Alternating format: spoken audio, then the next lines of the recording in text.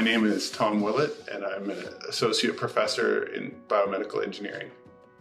When I was an undergrad, I was in mechanical engineering, and I was really just a gearhead. I wanted to build machines, and when I was in my fourth year of undergrad, I asked my favorite professor for a thesis project, and the project was supposed to be mechanical testing of cartilage. And that thesis project turned into a fascination, which turned into a master's thesis. Then in my PhD, I moved into soft tissues like tendons and looked at mechanical damage in those.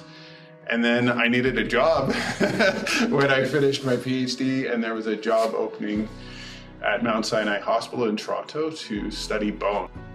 My area of research concerns the biomechanics and biomaterials for the skeletal system, so our bones.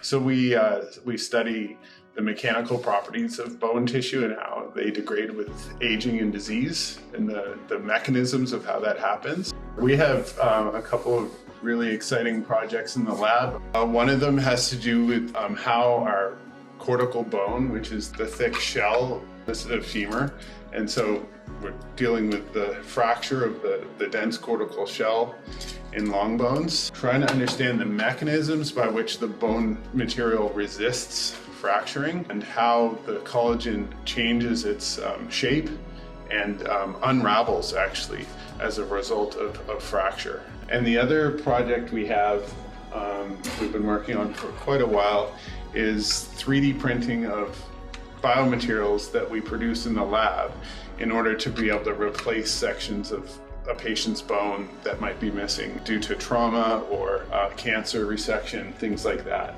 And so the idea there is that we have really good imaging technology for figuring out the geometry and the anatomy, but we don't have really great materials that have all of the desired properties, like the mechanical properties, the biocompatibility, the potential to be remodeled back into bone tissue over time.